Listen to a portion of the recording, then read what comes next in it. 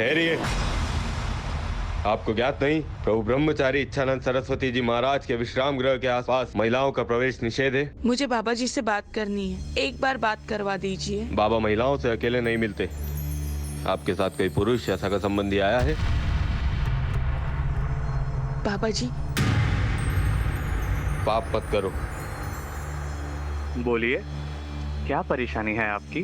बाबा जी, मैं आपकी बहुत बड़ी भक्त हूँ। आपके आशीर्वाद से मैंने और मेरे पति ने बहुत तरक्की की है। हाल ही में हम लोगों ने एक घर खरीदा है। हम चाहते हैं कि आप हमारे घर आके पूजा करें। हम आपके साथ ही गृह प्रवेश करना चाहते हैं। आप अपने पति को हमारे पास भेज दीजिए, हम अवश्य चलेंगे। ठीक है?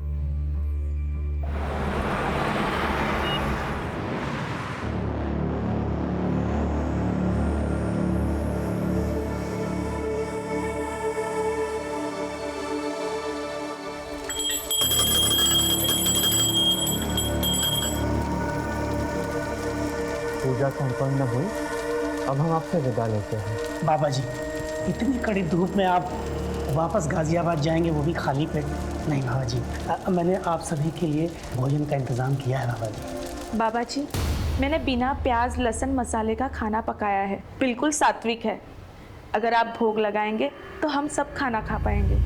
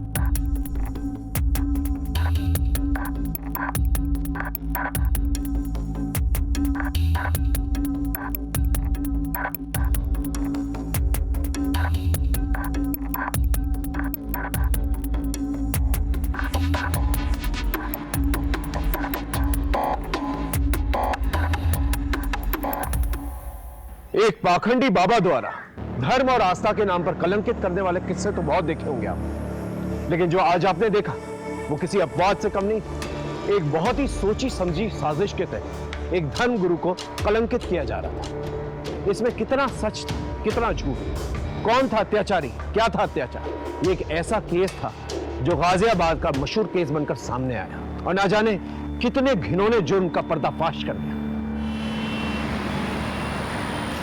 तो चेयरपर्सन मैडम, आपके हेल्प के लिए थैंक यू। मैं घर के बाहर तो एक लड़ाई जीत गई, लेकिन अपनों से हार गई हूँ। ऑफिस, गली, मोहल्ले, हर जगह उसकी वजह से नाक में दम हो गया है। मेरे माँ बाप, फ्रेंड्स, रिलेटिव कोई मेरे साथ नहीं है। मैं अकेली पड़ गई हूँ और सोचती हूँ कि मैं जिंदा क्यों हूँ।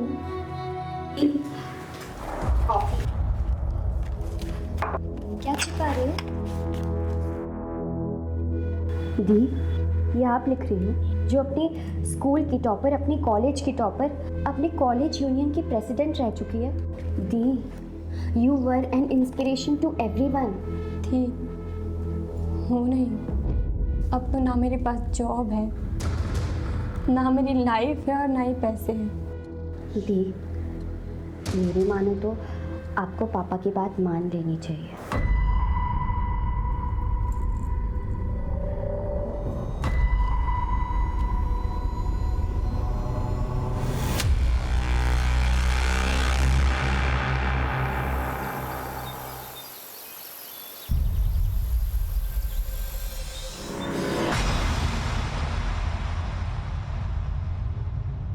हटो मेरे रास्ते से।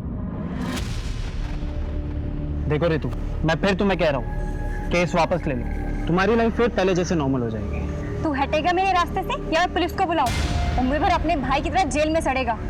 हटो।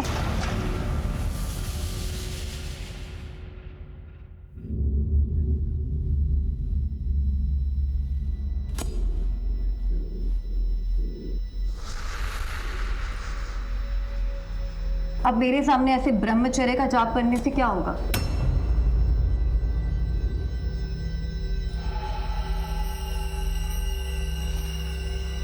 आपकी मनसा क्या है? आपको मैंने कितना समझाया लेकिन आप तो माने ही नहीं। आप तो अपनी भक्ति और शक्ति से सबके दिल जीतते रहे। अब ऐसे थोड़ी ना चलता है। मैंने अपना शरीर लुटाया है, ऐसे थोड़ी ना चुप रहूंगी। लीजिए, अगर ये चुप बैठ भी गई तो हम चुप नहीं बैठने वाले। क्यों गजेंद्र? मैं चुप नहीं हूँ बाबा जी।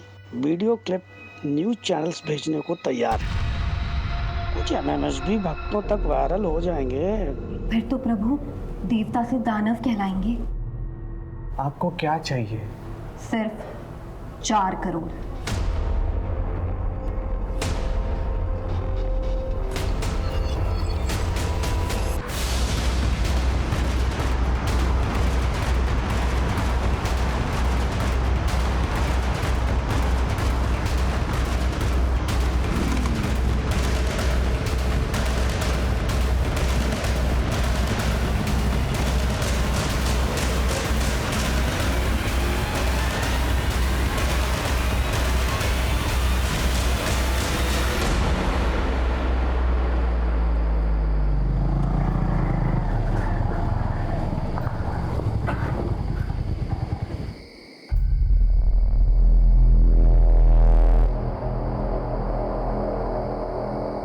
आप ना यहाँ पर रुको, मैं देख के आता हूँ।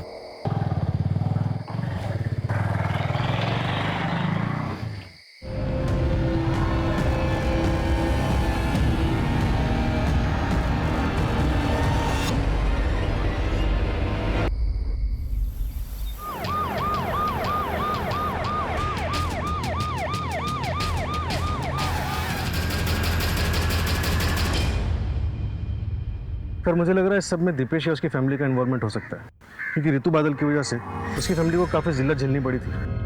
क्या नाम था लड़के का? दीपेश तोमर सर। क्या हुआ? अभी भी जेल में। केस की सुनवाई हो चुकी है लेकिन केस का फैसला आना बाकी है। मोबाइल फोन या पर्स वगैरह कुछ मिला? No sir. बॉडी को पंचनामे के बाद पोस्टमार्टम के लिए भेज दो।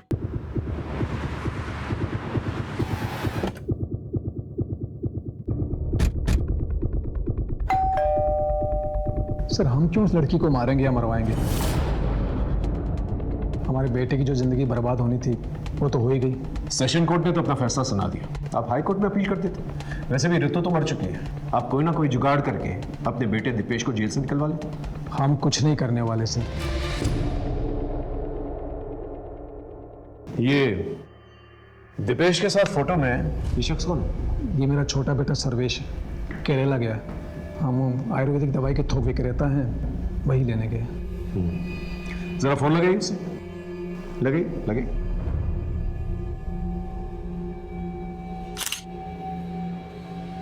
The number you are trying to call is currently switched off. Sir switch off.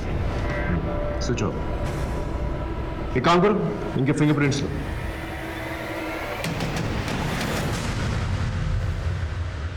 इस सर्वेश का मोबाइल सर्विलेंस पे डालो और उसके कॉल रिकॉर्ड्स निकालो और उसके फोटोज खबरी नेटवर्क पे डिस्ट्रीब्यूट करो। Right sir. अपने एक आदमी को तोमर के घर के आसपास नजर रखने के लिए करो। Okay okay sir. ये ऋतु के माँ बाप से बात हुई? उन्हें पुलिस स्टेशन आने के लिए कहा है सर।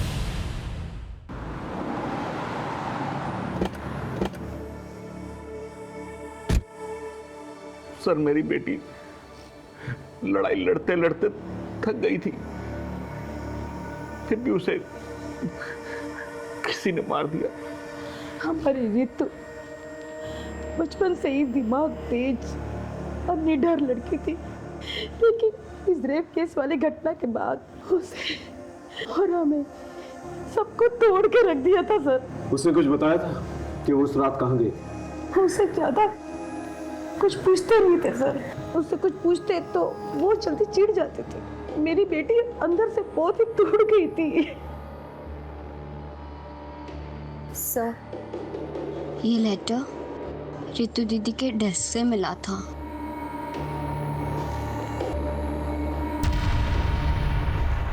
कहीं ऐसा तो नहीं कि बदनामी के डर से आप ही लोगों ने उसे मार दिया, मरवा दिया? ऐसा नहीं है सर, मुझे अपनी बेटी ऋतु से बहुत उम्मीदें थी। मैं अपनी उम्मीदें हार गया था, इसलिए सर मैं बहुत परेशान हो गया था। रितु की बेहतरी के लिए हमसे जो बन पड़ रहा था, जो कर सकते थे सर, हमने बहुत कोशिश की। माँ, मैं कैसे शादी करूँ? अभी मैं अपने पैरों पे भी खड़ी नहीं हुई हूँ। ना तो मेरे पास जॉब है, ना तो मेरे पास सेविंग्स और ना ही खुद का घर है। अब आप खुद बताओ, अगर मैं सेटल हो जाती हूँ और कल को मेरा डाइवोर्स हो जाता है तो कहाँ जाऊँगी, क्या करूँगी? अरे तुम लोग तो ऐसे बात करो जैसे कि इस रेप की घटना के बाद कोई भी लड़का उतावला हो रहा होगा इससे शादी करने के लिए। हर जगह से रिजेक्शन आ रहा है। आखिर तुझे जरूरत क्या थी ये केस करने की? पापा, वो मेरा कलीग था, हमें क्लाइंट पीपीटी रेडी करनी थी। अब मुझे क्या पता था कि वो मेरी ड्रिंक स्पाइक कर देगा और मेरे साथ वो सब कुछ करेगा। अब मैं बाहर वालों को क्या बोलूं जब आप लोग ही मुझ पे ट्रस्ट नहीं करते। ऐसा नहीं है सर कि हम अपनी बेटी रितु पर ट्रस्ट नहीं करते थे, लेकिन लोगों की बातों और उनके तानों ने हमें फ्रस्ट्रेट कर दिया था सर। और जैसे जैसे ये केस की सुनवाई होती रही, मीडिया और सोशल ऑर्गेनाइजेशन ने उसकी लड़ाई को सराहा और इसके बाद रितु के मन में आत्मविश्वास फिर से जगने लगा था। फिर सर हमने उसे नए सिरे से सब कुछ करने को कहा। बेटा, जो मैं तुझे उपाय बता रहा हूँ ना, उसे मान। मैं किसी साधु संत के पास नहीं जाऊँ, पर किसी साइकेट्रिस्ट को तो कंसल्ट कर सकती है। आई मीन, किसी से भी कंसल्ट करो, पर करो, जाओ कहीं। उसके बाद वो कहाँ गई? सर फिर वो साइकेट्रिस्ट डॉक्टर रूपसी बसी से मिलने गई थी। सर, रितु के मर्डर में हम उसके फादर महेश बादल के हाथ को कंप्लीटली रूल आउट नहीं कर सकते। एक काम करो, इसके भी फिंगरप्रिंट्स मैच करके देखो और उसके कॉल रिकॉर्ड्स निकालो। Right sir.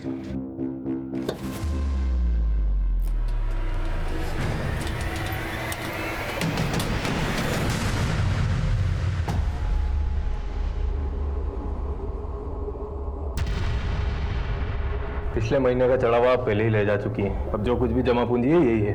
प्रणव, ये हमारे आश्रम के गहने पैसे हैं, ये हम ऐसे ही किसी को नहीं दे सकते। आप रहेंगे, आपकी आस्था रहेगी, तभी तो ये आश्रम रहेगा।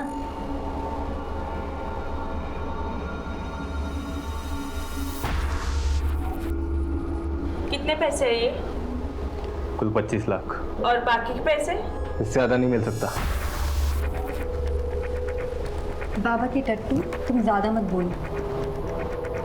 अगर आप पीछे की जमीन का एक छोटा सा हिस्सा बेच देंगे ना, तो किसी को कुछ पता नहीं चलेगा। खरीदार मैं लेकर आ जाऊंगी, आप बस जमीन के कागजात तैयार करवा दीजिए।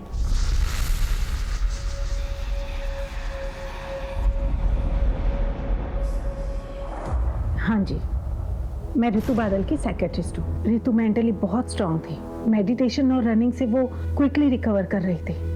डॉक्टर, आज तो रनिंग करते वक्त मेरे पीछे मेरे रेपिस्ट का भाई पड़ गया था। व्हाट? लेकिन मैंने उसे डांट कर भगा दिया। मैंने बोला कि मैं पुलिस में कंप्लेंट कर दूंगी। That's great. ऐसे ही अपनी जीने की चाहत और जोश को बनाए रखो। बस 3-4 सेशन और फिर तुम्हें मेरे पास भी हफ्ते में 2 बार आने की जरूरत नहीं है, महीने में 1 बार आ जाना। एक्चुअली मैं भी आपको यही बताने वाली थी कि अब आगे से मैं आपके पास नहीं आ पाऊंगी, क्योंकि मुझे मेरे स्पिरिचुअल गुरु मिल गए हैं। उनसे बातें करना, उनकी बातें सुनना मुझे बहुत अच्छा लगता है। उस गुरु के बारे में कुछ बताया था उसने? वो कौन था? उसका नाम क्या था? इच्छानंद सरस्वती जी।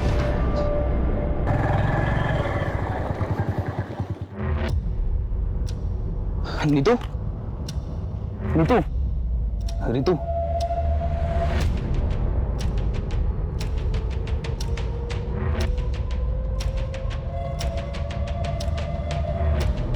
Ritu, I am sorry.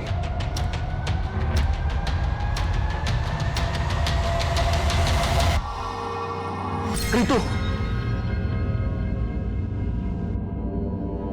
क्या हो भाई, फिर से कोई बुरा सपना देखा क्या? आप भूल क्यों नहीं जाते कि आप गाजियाबाद में नहीं हो, बल्कि अपने घर ऋषिकेश में हो?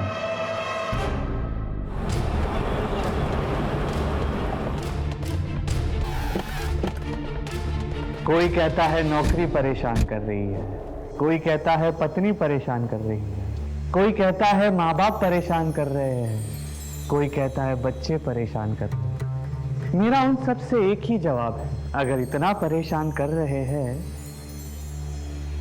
तो छोड़ दो। नहीं छोड़ सकते, है ना? तो फिर रास्ते निकालो, जैसे ईश्वर रास्ते निकालता है। कभी ईश्वर से कहते हुए सुना है, मुझे मेरे भक्त परेशान कर रहे हैं? नहीं ना? क्षमा चाहता हूँ, आप लोगों को नीचे बैठना पड़ रहा है। जी, ऋतु बादल आपकी शिष्य थी मतलब? जी, उसका मर्डर हो गया। ओम शांति।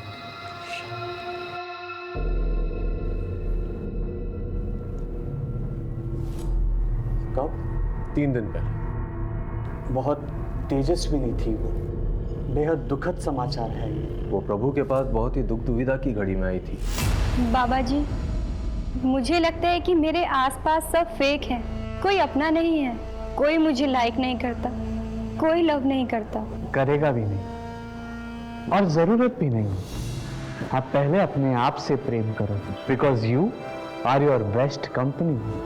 आप अपने सबसे अच्छे साथी हैं, सबसे अच्छे प्रेमी हैं। उसके बाद वो हमारे आश्रम में रोज आती, सत्संग के समय महिलाओं के घेरे में खूब नाचती और हमेशा खुश रहती। उसके बाद मैंने सुना कि वो भोजनालय में अपनी सेवा देती, बागबानी करती, चिड़ियों को दाने डालती। जब उसने आश्रम आना बंद कर दिया तो आपने उसके माँ बाप से पूछा नहीं कि वो क्यों नहीं आ रही? ये तो खुला आश्रम है, ना किसी को आने की मनाही है ना जाने की। वैसे ऋतु बादल में आपने क्या खास नोटिस किया था? लोग कहते हैं कि आश्रम में आने के बाद वो हमेशा खुश रहती थी, जीवन को एक नए सिरे से अपना रही थी। ऐसे में उसकी हत्या हो जाना, ये बहुत दुर्भाग्यवश है।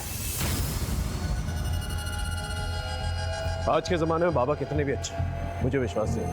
आपने एक आदमी को इस आश्रम के पास तैनात रखा। ये सर्वेश के बारे में कुछ पता चला? नहीं सर, उसका फ़ोन भी बन जा रहा है और वो घर पे भी नहीं है। एक काम करो, दीपेश से मिलने के लिए, उससे पूछताछ करने के लिए जेल में एक एप्लीकेशन डालो और ये पता करो ये सर्वेश दीपेश के साथ मिलकर जेल में कुछ प्लान तो भी कर। Right sir.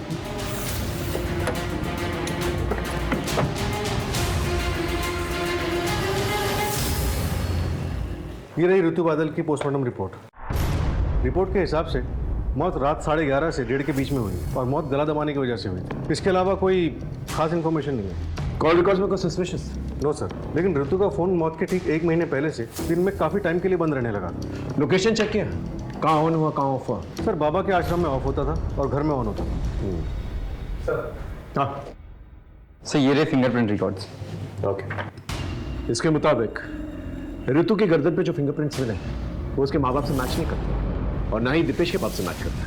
या फिर शायद दीपेश के फरार भाई सर्वेश ने हत्या की। राम राम सर जी। बोलो। आपका शक सही निकला था। दीपेश ने अपने भाई सर्वेश का हिस्ट्री शूटर अवनीश से कॉन्टेक्ट करवाया था। फिर तो सर अवनीश के अड्डे पर धावा बोलते, क्योंकि अब जेल जाकर दीपेश से पूछताछ करने की जरूरत तो नहीं पड़ेगी। राइट।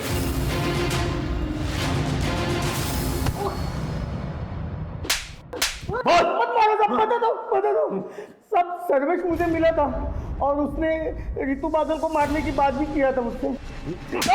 तूने उसे मार डाला? नहीं, मैंने नहीं मारा था, क्योंकि एक रोज पहले वो मुझे एडवांस के पैसे देने वाला था, लेकिन पैसे लेके वो आया ही नहीं। फिर दूसरी सुबह हमें पता चला कि उस लड़की की मौत हो गई। भगवान की कसम साहब, सच बोल रहा हूँ। ये सर्वेश तुमर के बारे में पता कर।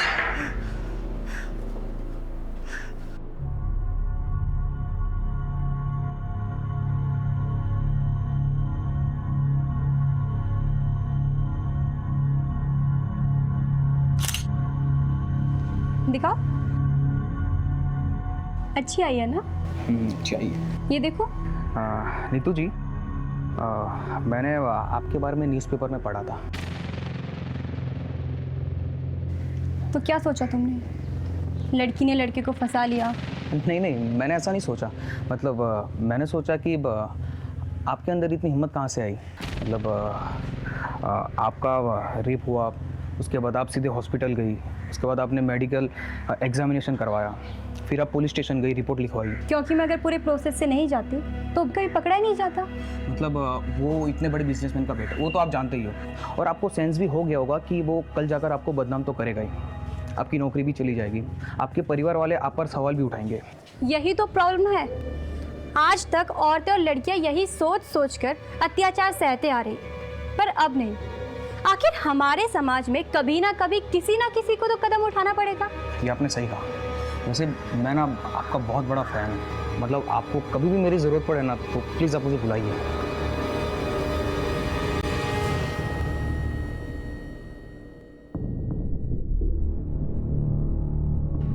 ऋतु बादल ने AA एंटरप्राइजेस के खिलाफ केस दर्ज किया, लेकिन क्यों? ऋतु ने मुझे बताया था कि ऑफर लेटर मिलने के बाद जब वो दूसरे दिन जॉब ज्वाइन करने गई तो उन्होंने उसके साथ वियर्ड बिहेव किया। आई एम सॉरी ऋतु, कंपनी ने आपकी जॉब अपॉइंटमेंट होल्ड पर कर दी। But why? वेल, हमें पता चल गया कि तुम्हें पिछले जॉब से क्यों निकाला गया था। ओह, जस्ट बिकॉज मैंने अपने एक कलीग पर रेप केस फाइल किया। आपने भी मेरा करेक्टर सर्टिफिकेट बना लिया। आपने एक बार भी ये नहीं सोचा कि शायद वाकई मेरा रेप हुआ था। अजी मेरे साथ है, कल आपके साथ भी हो सकता है। I can understand Ritu, but frankly speaking her company के टॉप मैनेजमेंट मर्द होते हैं एंड ऑफ द रिकॉर्ड हमारे MD को तुम्हें अपॉइंट करने में रिस्क लग रहा है। सीरियसली? आपकी कंपनी तो अपने आप को वीमन फ्रेंडली क्लेम करती है ना, लेकिन आज पता चला आपकी कंपनी की पॉलिसीज भी ड्यूबियस है और आपकी कंपनी भी बाकी की कंपनियों की तरह हिपोक्रेट है। आपने बिल्कुल अच्छा नहीं। मैं आपको ऐसे नहीं छोड़ूंगी, मैं इस कंपनी को कोर्ट में सू करूंगी।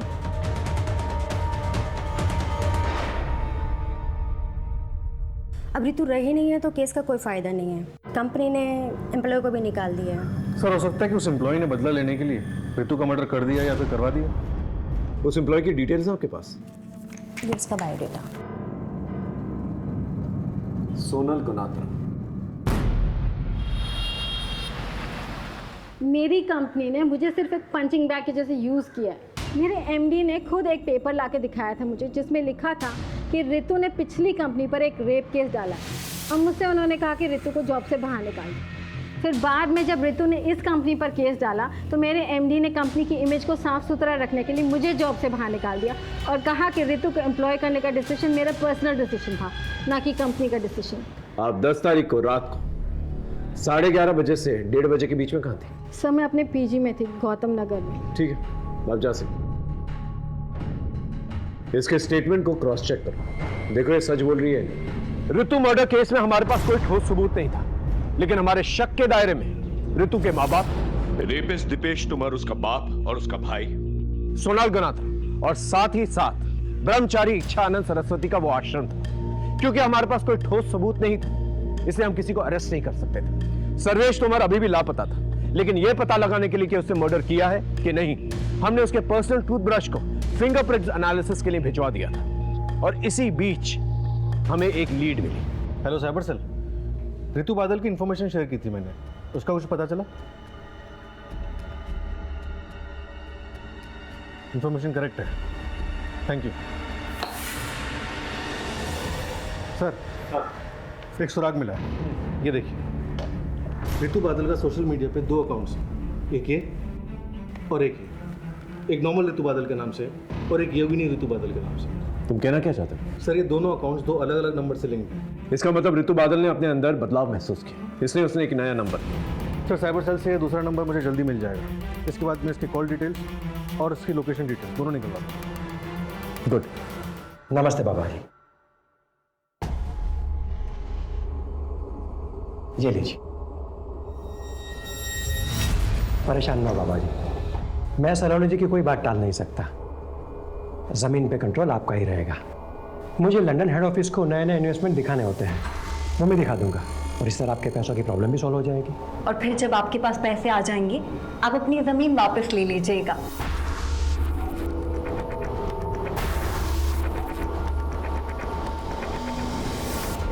सर, ये देखिए ऋतु के दूसरे नंबर के कॉल रिकॉर्ड्स।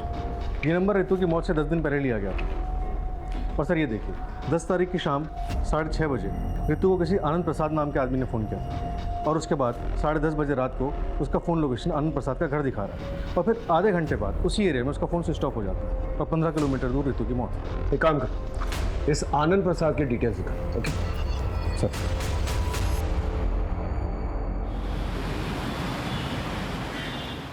मिस्टर आनंद प्रसाद इस लड़की को जानते हैं? हाँ हाँ, ये तो वही लड़की है जो मेरे पास जॉब के लिए आई थी। Hello sir. बैठो बैठो।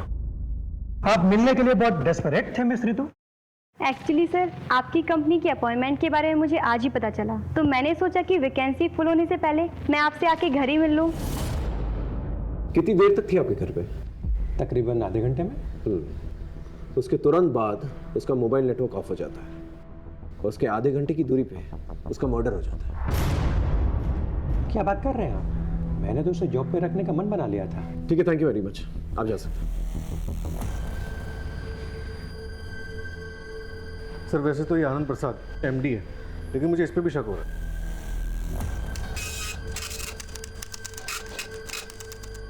मिस्टर आनंद प्रसाद, ये रहे आपके कॉल रिकॉर्ड्स। इसके मुताबिक आप बहुत यंग लड़कियों के संपर्क में थे। So what? Is there any problem? Yes, there is. ये यंग लड़कियां सावली सलोनी आपको भेजा करती थी। रितु को भी सावली सलोनी ने आपको भेजा था, और सावली सलोनी खुद जिस्म फरोशी के लिए जेल जा चुकी है। अब आप सच बताएंगे, क्योंकि रितु बादल का मर्डर हो चुका है, जो आपके घर आई। बोलिए। रितु एक एस्कॉर्ट थी और सावली सलोनी उसकी एजेंट। ये बात आपको रितु ने बताई? जी नहीं, सावली सलोनी ने बस यही कहा था कि पहले वो नौकरी की बात करेगी, फिर समझ में आएगी। जॉब तो तुम्हें टिप समझ कर दे दूंगा, लेकिन जिस सर्विस के लिए पैसे लिए हैं वो तो शुरू करो। कौन सी service? Body to body service. आपको कोई गलतफहमी हुई है। मुझे सलोनी जी ने यहाँ सिर्फ और सिर्फ जॉब के लिए भेजा था। लेकिन तुम्हारे 1 घंटे के लिए उसने मुझसे 40,000 लिए हैं। So don't waste my time, baby. रुको! जब तक ये केस सॉल्व नहीं हो जाता ना, आप हमारे मेहमान बने रहेंगे। क्या मतलब? जान। जी सर। इन्हें लेके जाओ। लेकिन सर किस जुर्म में? लेके जाओ। सर क्या किया है मैंने? लेके जाओ।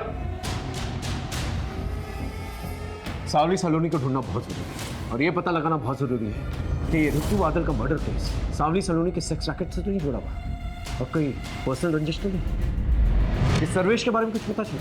सर वो अभी भी अंडरग्राउंड, और सर रितु बादल के गले पे मिले फिंगरप्रिंट्स के निशान सर्वेश के फिंगरप्रिंट से मैच नहीं करते। सर हो सकता है सर्वेश ने खुद ये मर्डर ना किया, और ना ही अवनीश चौधरी से करवाया, बल्कि शायद किसी और से करवाया।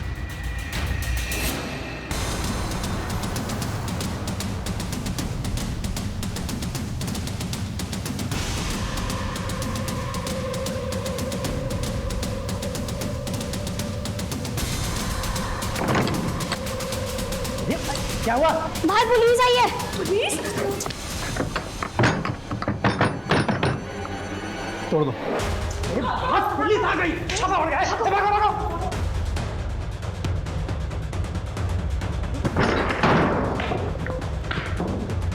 उस तरफ सर्च करो।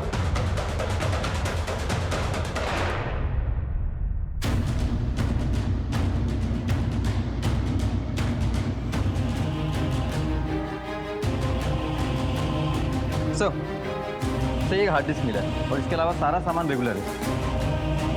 ठीक।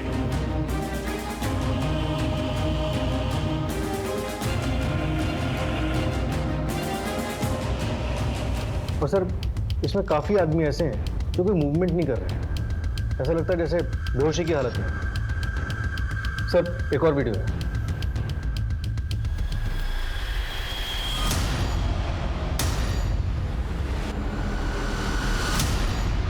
ये सत्य है कि सावली सलोनी मुझे ब्लैकमेल कर रही थी। आपको ये बात हमें पहले बतानी चाहिए थी, हम उसे पकड़ने की कोशिश करते। लेकिन हमारी मुफ्त में बदनामी होती, ना मुझे कुछ हासिल होता, ना हमारे आश्रम। आपको इस बात का पता है कि रितु बादल सावली सलोनी के संपर्क में थी? ये नहीं हो सकता। क्या आप ये बता सकते हैं कि कभी आपने रितु को सावली सलोनी के साथ देखा? हो सकता है उसके कहने पर वो इस आश्रम में आई। जी नहीं, हमें ऐसी कोई जानकारी नहीं थी, और रितु का परिवार हमारे आश्रम से सालों से जुड़ा हुआ है, तो फिर वो सावली सलोनी के कहने पर हमारे आश्रम में क्यों आएगी? ये सावली सलोनी आपको ब्लैकमेल क्यों कर रही थी? यही सवाल मैंने उससे भी किया था। तुम्हारे इस धर्म के धंधे ने? धंधा नहीं, आस्था बोलिए। हाँ वही तुम्हारे इस आश्रम के कारण लोगों ने मेरे ठिकाने पर दारू पीना, चरस गांजा फूकना, सेक्स करना कम कर दिया है। इन सब की भरपाई के लिए तुमको पैसा देना होगा। हम बहुत जल्द सावली सलोनी को पकड़ लेंगे। अगर वो आपके संपर्क में आती है तो प्लीज हमें इन्फॉर्म कीजिएगा।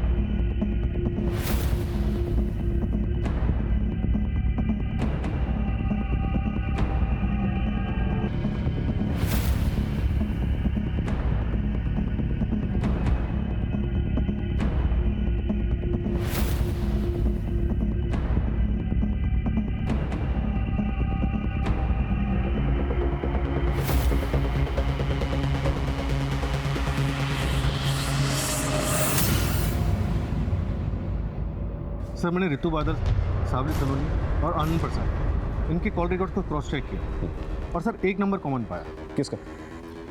चमन श्रीवास्तव, ये उसका फोटो। ये नंबर हरिद्वार के एड्रेस पर रजिस्टर्ड और सर इस नंबर की कॉल लोकेशंस और रितु की कॉल लोकेशंस सब मैच करते हैं और रितु के मर्डर साइट से भी मैच करते हैं। और मर्डर के बाद? मर्डर के बाद 2 दिन पहले तक इसका लोकेशन ऋषिकेश ही दिखा रहा था। एक काम करो, तुम ऋषिकेश जाओ, बस चमन के बारे में पता करो। सर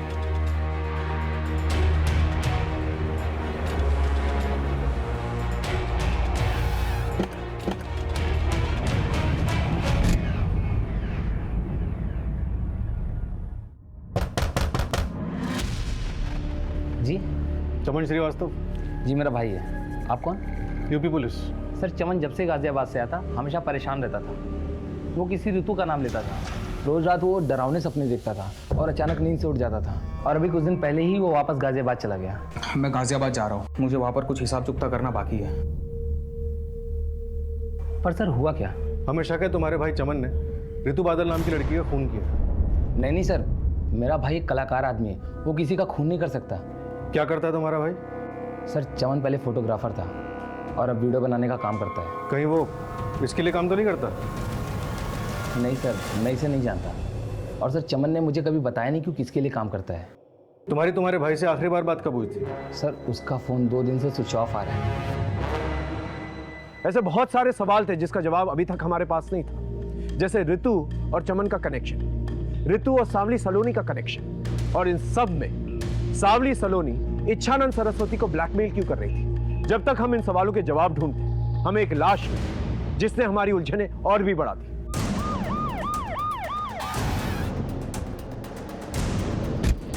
चमन श्रीवास्तव की बॉडी मिली है सर, किसी तेज धार वाले वेपन से उसका पेट काटा गया।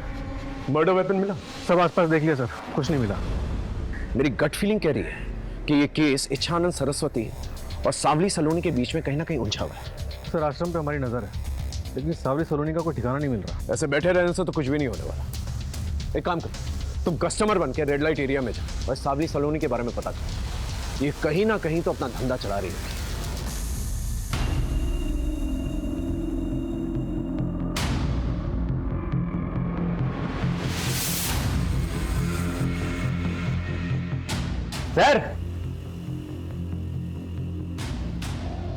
सर क्या चाहिए?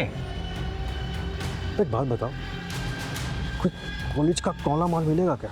एकदम बढ़िया पटाखा, मतलब वो समझते हो ना, एयर होस्टेस मॉडल टाइप का वैसा। यहाँ तो सिर्फ इन्फॉर्मेशन मिलेगा, बाकी काम तो होटल में होगा, लेकिन पैसा बहुत लगेगा। तो भैया पैसों की चिंता मत करो, बस तुम माल दिखाओ तो एकदम टकाटक होना चाहिए। एक मैडम है, बात करके बताता हूँ।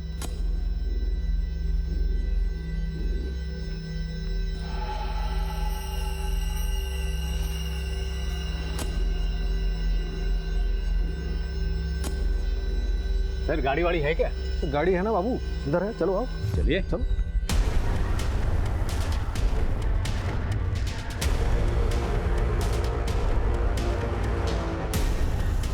ये लोग आनंद विहार की तरफ जा रहे हैं, फॉलो करते रहो, लेकिन डिस्टेंस बना के रखो।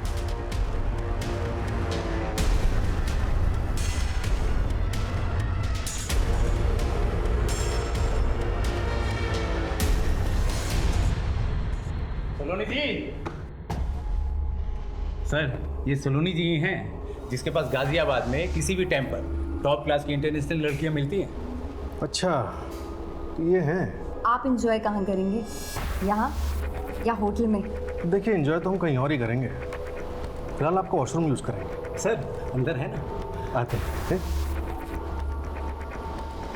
टीम बी ऊपर आ जाओ जल्दी। चलिए आप दोनों को एंजॉय कराते हैं।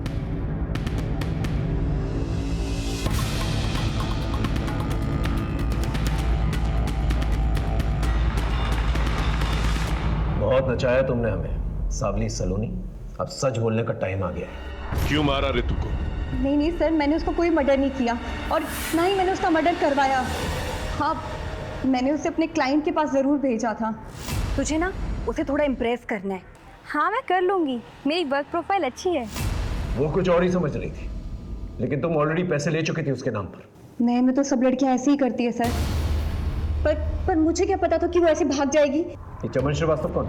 वैसे तो वो वीडियो बनाता है, पर लड़कियों की सिक्योरिटी के लिए हम उसे साथ में भेज देते थे, पर वो उस ऋतु को पसंद करने लग गया था और उसी ने उसे भगाने में भी मदद की थी। इसने तुमने उसका मर्डर कर दिया? नहीं सर, मैंने किसी को नहीं मारा सर। चलिए 1 मिनट के लिए मान लेते कि तुमने ऋतु और चमन को नहीं मारा, लेकिन ब्रह्मचारी इच्छानंद सरस्वती उसे तो ब्लैकमेल किया ना तुमने? बिल्कुल किया था सर, करती नहीं तो वो रास्ते पे कैसे आता।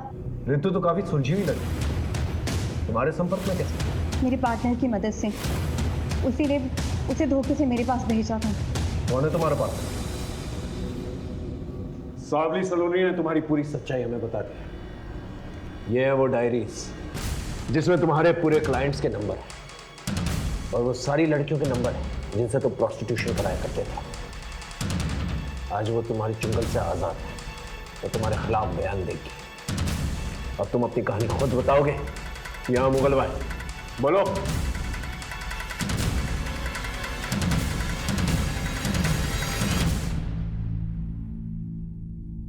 देखिए, मैं पहले ही क्लियर कर दूं कि ना ही मैंने ऋतु को मारा है ना मरवाया है। वो तो मुगल भाई लेंगे, पहले तुम अपनी काली करतूतों के बारे में बताओ। संभोग और समाधि, ये दोनों ऐसी चीजें हैं जिससे भारत देश में किसी भी मूर्ख या किसी भी होशियार को लपेटा जा सकता है। मैं 5 स्टार होटल में सिक्योरिटी गार्ड की नौकरी किया करता था। वहां मैं देखता था साधु महात्मा को कुछ युवतियों के साथ आते जाते। बस उसी दिन से मुझे मेरा जीवन सत्य मिल गया। मैंने मंदिर बनवाया और फिर मसाज पार्लर के जरिए देह व्यापार का धंधा शुरू किया। और फिर तुमने सावली सलोनी जैसी धंधे वाली से कनेक्ट किया, है ना? मैं सावली सलोनी जैसे लोगों के पास लड़कियां भेजता और फिर दूसरी बार उन्हीं क्लाइंट्स के साथ डायरेक्टली डील करता। इसलिए सावली सलोनी अपना पैसा निकलवाने के लिए तुम्हें ब्लैकमेल कर रही थी? अरे ऐसे थोड़ी ना, हमारा नेटवर्क कश्मीर से लेकर कन्याकुमारी तक और सूरत से लेकर कोलकाता तक फैला हुआ है। आप देश विदेश कहां भी जाओ, हमारी सेवाएं आपको एक फोन कॉल में उपलब्ध की जाएंगी। वो 17 फोन हमें मिल चुके हैं और वो नई लड़कियों को जो नया नंबर देते थे उसके बारे में ही पता चल चुका है, जैसे तुमने ऋतु को दिया था।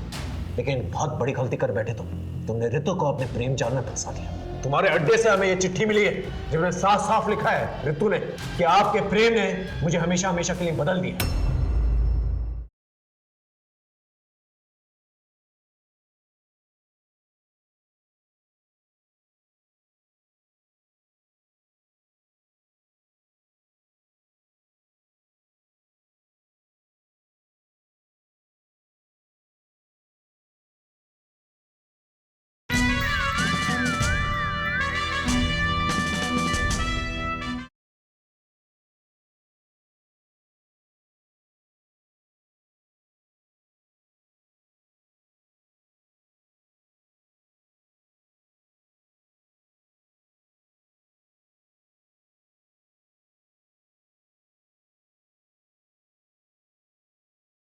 प्रेम राय को पहाड़ बना सकता है तो फिर लड़कियों से वैश्यावृत्ति करवाना ये कौन सी बड़ी बात थी।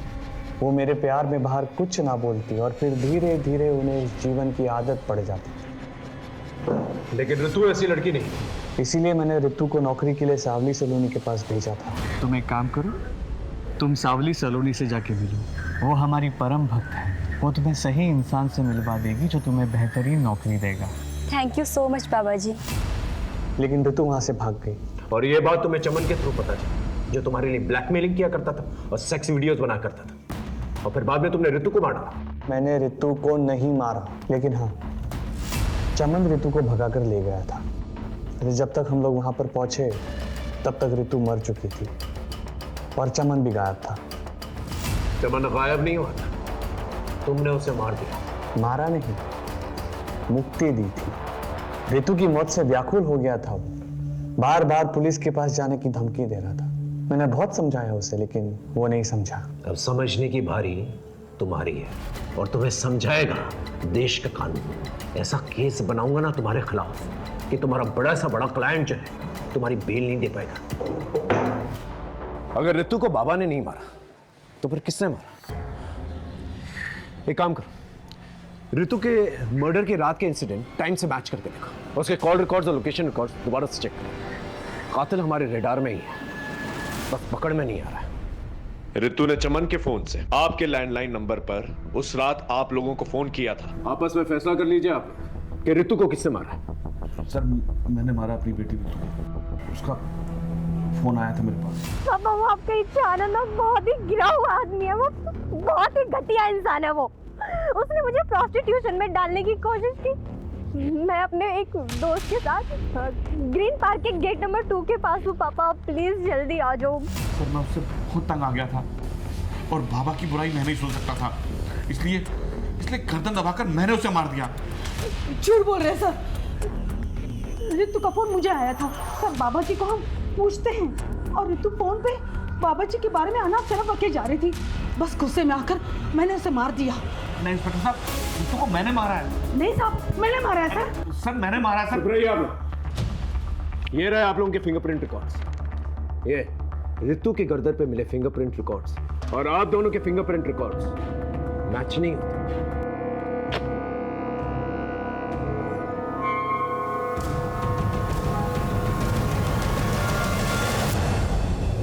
हाँ, मैंने मारा ऋतु को। तंग आ गई थी उसके वजह से मुझे अपने ऑफिस में अपने कलीग से, अपने फ्रेंड से सुनना पड़ता था। इसकी बहन ने लड़के के मजे ले लिए और फंसवा दी।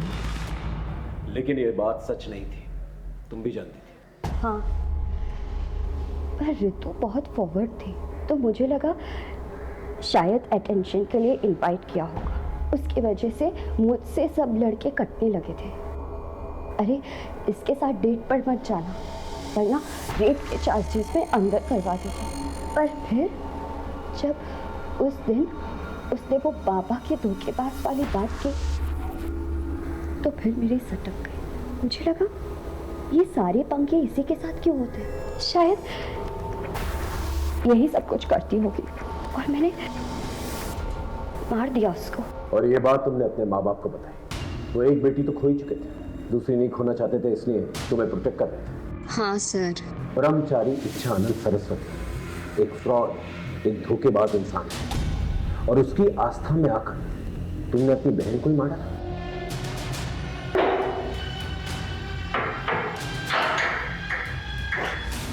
ब्रह्मचारी इच्छानंद सरस्वती उर्फ अनुज अजय द्विवेदी, उसके सपनों ने उसे गलत रास्ता इख्तियार करने पर मजबूर किया, जबकि मधु ने अपना संयम और आपा खोया। खून और आदर्शों के रिश्तों पर भरोसा ना करके उसने अधर्म का रास्ता चुना और गुनाह कर बैठी। पैसों और जिस्म की रंगीनियों से दूर रहे। इसी दस्तक के साथ मैं सीनियर इंस्पेक्टर हिमांशु रावत आपसे विदा लेता हूं। फिर मिलेंगे एक नए केस के साथ। तब तक देखते रहिए क्राइम पेट्रोल दस्तक, क्योंकि मकसद बताना नहीं, बचाना है। जय हिंद।